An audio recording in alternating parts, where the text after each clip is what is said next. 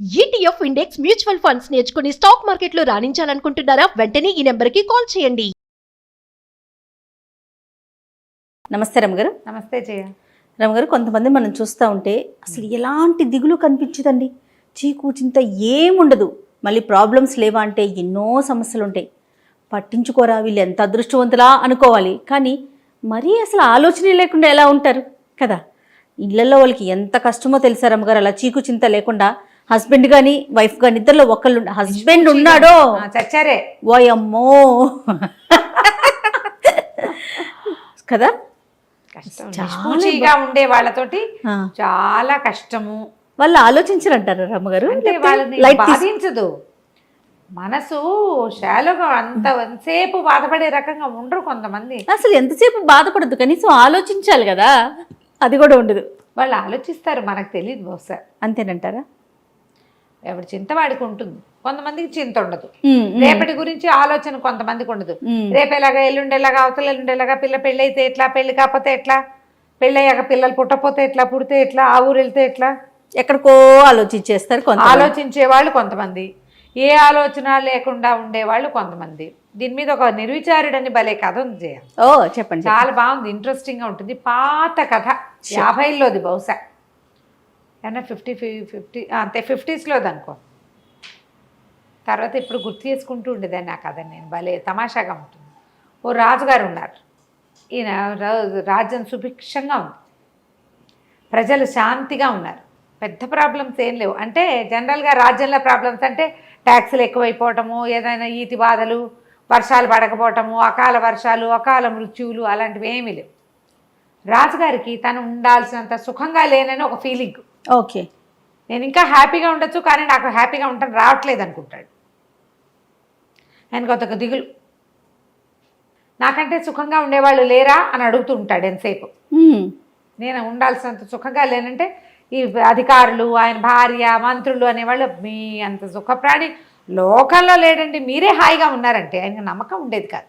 నాకన్నా ఇంకా చాలా మంది సుఖంగా ఉంటారు. ఉండాల్సినంత హాయిగా నేను లేను, నేను ఇంకా కూల్గా ఉండుతూ నేను ఎందుకో ఉండలేకపోతున్నాను. బాగుంది. హాయిగా ఉండటమంటే ఇది కాదు, ఇంకా ఏదో అలా అనుకునేవాడు. అయితే ఏమైంది, దాని మీద ఆలోచిస్తూ ఉండేవాడు ఎంతసేపు. ఒకరోజు ఒక ఆయన, ఈయన ఈ రాజుగారు ఎక్కడికో వెళ్ళాడు, ఊర్లో తిరిగి రావడానికి వెళ్ళాడు.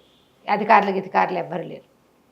తిరిగి వస్తుంటే ఒక పల్లెటూరులో ఒక పల్లె వాతావరణం, నగరానికి కొంత దగ్గరలోనే ఓ పూరి పాకలోంచి చిన్న వెలుగు, అక్కడి నుంచి ఏదో శ్రావ్యమైన సంగీతము వినపడుతోంది. అబ్బా, వీడెవడో సుఖప్రాణి, చీకటి పడేసరికి చక్కగా సంగీతం వాయించుకుంటున్నాడు. ఎవరు సంగీతం పాడుకుంటూ కులాసాగా ఉంటారు, ఆనందంగా హాయిగా ఉన్నవాడు. ఈయన గుర్రం బయట కట్టేసి ఆ గుమ్మంలోకి పోయాడు.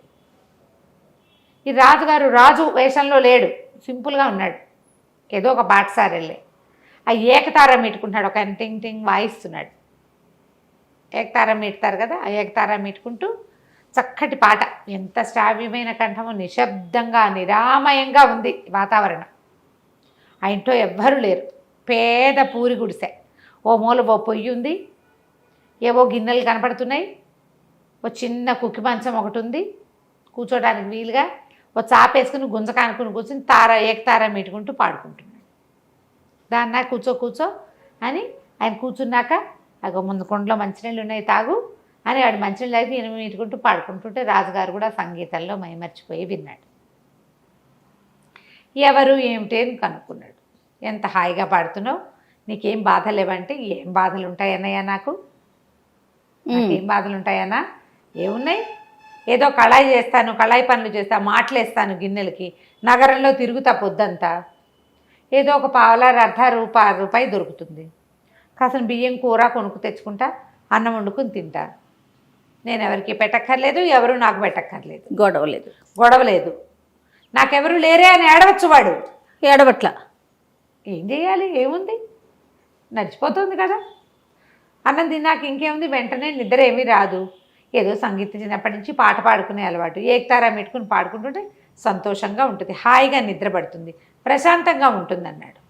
రాజు ఆశ్చర్యపడి, ఊరిని వాడికి దొరికే పావలార్థకే వీడు ఎలా హాయిగా ఉన్నాడు, ఏమో నాకు అన్నీ ఉన్నా నేను హాయిగా లేను, నిర్విచారంగా ఉన్నాడే వీడు, వాడు ఎంతైనా ఏడవచ్చు, నాకు పావలాయే వస్తుంది, రూపాయి రావట్లేదని ఏడవచ్చు. పోనీ రూపాయే వస్తుంది, 10 రూపాయలు లేవని ఏడవచ్చు. నాకు ఎవడూ లేడు, నన్ను పట్టించుకునేవాడు లేడు, నన్ను చూసేవాడు లేడని ఏడ్చేవాళ్ళు లేరా ఇప్పుడు? అదే కదా. అన్నీ ఉన్నా సరే మా అమ్మ లేదు, మా నాన్న లేడు, నన్ను కనుక్కునేవాళ్ళు లేరు, అందరూ నన్ను అజాపజా కనుక్కోవట్లేదు అని ఏడుస్తూ ఉంటారు. అవును. రాజుగారికి అన్నీ ఉన్నా ఏదో కష్టం. నేను ఇంత నిర్విచారంగా ఉండలేను. నేను ఇలా హాయిగా నా దారిని నేను పాట పాడుకుంటూ పడుకోలేకపోతున్నానే. సరే వీడికి ఇది కట్ చేసి చూద్దాం, వీడు ఏం చేస్తాడో అని.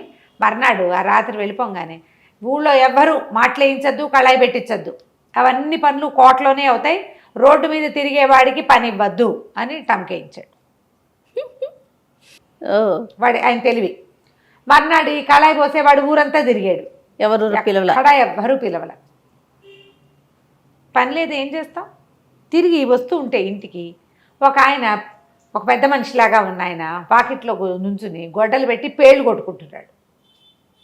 పేళ్ళు కొట్టుకుంటుంటే ఆశ్చర్యపోయాడు. బాబు, ఇంత పెద్దవారు, ఇంత పెద్ద ఇంటి ఓనర్లే ఉన్నారు, ఎందుకండి ఈ పేళ్ల పనులు? నా బొట్టివాడు ఎవరికో కూలివాడికి 10 పావలా ఇచ్చి, ఓ పావలా ఇచ్చి చేయించుకోవచ్చు కదా అంటే, ఒరే కూలి ఎవరు దొరక్కేనైనా, చచ్చినట్టు వేసుకుంటున్నాను, వాన వచ్చేలాగా ఉంది, పేళ్ళు లేకపోతే రాత్రికి అన్నం, రేపు పొద్దుటికి అన్నం ఉండదు, పనివాళ్ళు ఊరెళ్ళారు, ఎవరు లేక చేసుకుంటున్నాను అంటే, బాబు నాకు ఇవ్వండి, ఆ పావలా ఇస్తే నేను వేసి పెడతా బాబు అని చకచకా పేళ్ళు కొట్టేసి అవన్నీ కట్టకట్టి వంటింట్లోకి చేర్చి వాళ్ళకి ఆయన పావలా ఇచ్చి ఒక గ్లాసెడ్ గంజిస్తే గంజి తాగి పావలా 10 రూపాయలు తెచ్చుకున్నాడు.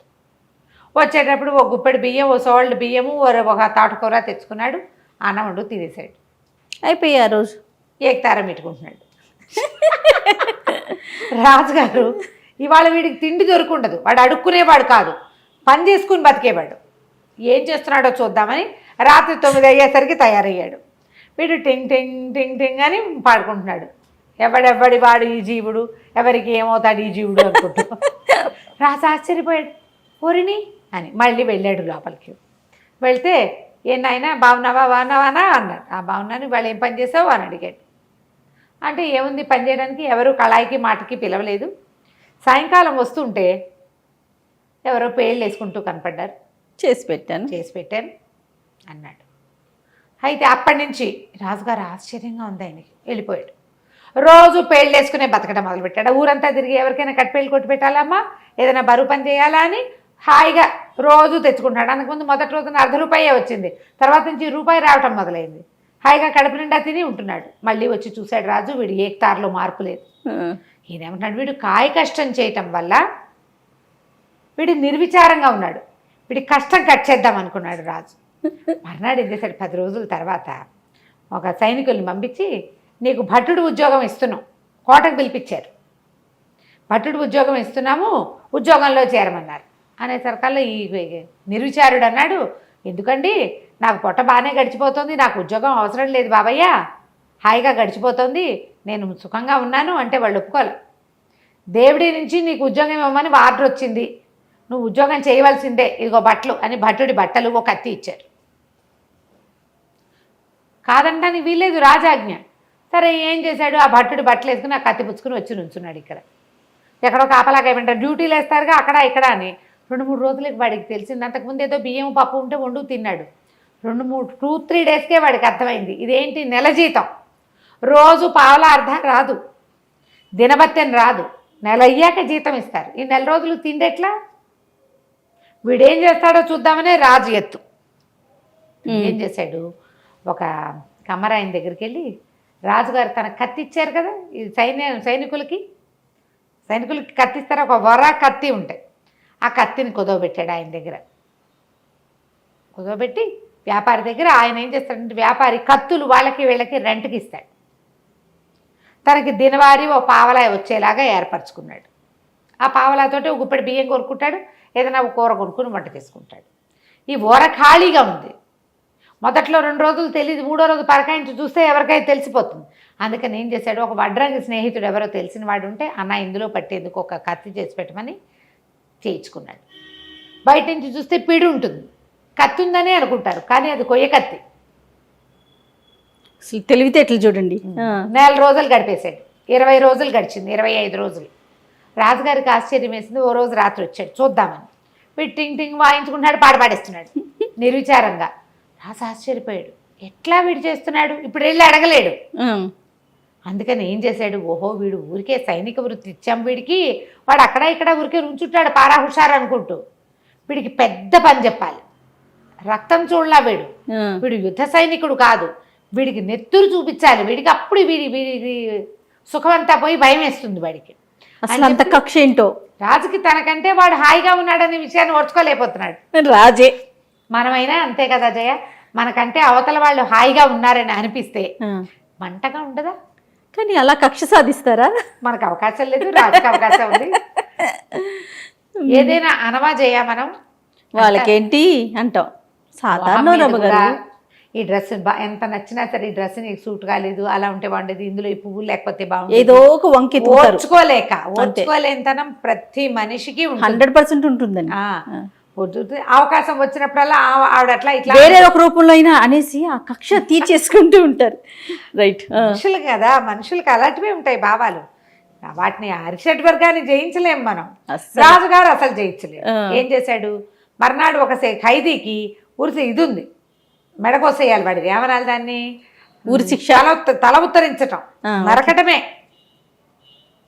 మెడ నరకటం తలారి పని. ఆ తలారికి చెప్పాడు, ఫలానా ఒక సైనికుడు ఉన్నాడు నిర్విచారుడు, వాడి చేత ఈ పని చేయించమన్నారు, అతను మెడొత్తరించే పని వాడికి చెప్పమన్నారు. అక్కడి నుంచి వీడిని పిలుచుకుపోయారు. పిలుచుకుపోతే అక్కడ ఒక ఖైదీ ఉన్నాడు, వీడికి వాళ్ళ మరణశిక్ష ఉంది, ఆ శిక్ష నువ్వు అమలు చేయాలి, కత్తి వేయి అన్నారు. అనగానే వీడు నిర్ఘాంతపోయాడు.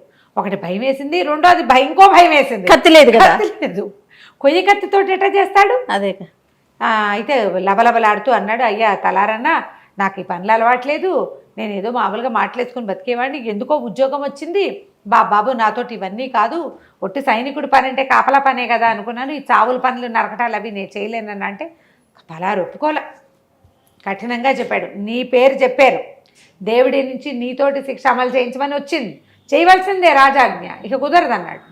అనేసరికల్లా వీడు ఆలోచించుకుని ఓకే దేవుడా, నా జీవితంలో ఎప్పుడూ చేయని ఒక బ్రహ్మాండమైన పని చేయబోతున్నాను, నా వల్ల ఒక ప్రాణం పోబోతోంది, ఒకవేళ ఈ ఖైదీ కనుక నిర్దోష అయితే నేను నరికే కత్తి కొయ్య కత్తిగా మారిపోవుగాక, నువ్వే ప్రమాణం దేవుడా, నీ మీదే శపథం చేస్తున్నాను అని గట్టిగా అరిచాడు. చుట్టూ జనాలతో చూస్తారు ఏమవుతుందో.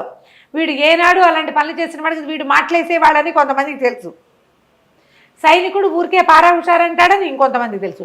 వీడు సర్రమని కత్తి చూసి దాడి మెడమ నరకబోయాడు, కొయ్య కత్తి కనపడింది అందరికీ. ప్రజలంతా కేకలు పెట్టారు, నిర్దోషి నిర్దోషి నిర్దోషి అని. మ్యూజిక్ ఏం రాలేదు, మ్యూజిక్ వస్తుంది, ఇక్కడ ఏమీ రాలే, కత్తి మాత్రం కొయ్య కత్తిగా మారిపోయింది. పిడి రాజుగారు ఇచ్చిన కత్తి పిడే, అదే కదా, కత్తి మాత్రం కొయ్య కత్తి. తలారి కూడా నిర్ఘాంతపడి ఇదేంటి విచిత్రం, ఎప్పుడూ చూడలేదే, వీడు మహామహిమాన్వితుడిగా కనబడ్డాడు జనాలందరికీ. పరిగెత్తుకుంటూ పోయి రాజుగారికి చెప్పారు, వాడు నిర్దోషండి, వాడు నిర్దోషేంటి, అంతా విచారించాం, వాడు నిర్దోష కాదు, వాడు దోషి, వాడు 5 హత్యలు చేశాడు, దారి దోపిడి దొంగ వాడు అంటాడు రాజు. జడ్జిని పిలిచారు, మంత్రిని పిలిచారు, అందరూ వాడు దొంగ వాడు హంతకుడు అంటే కత్తి కొయ్య కత్తిగా ఎలా మారిపోయింది?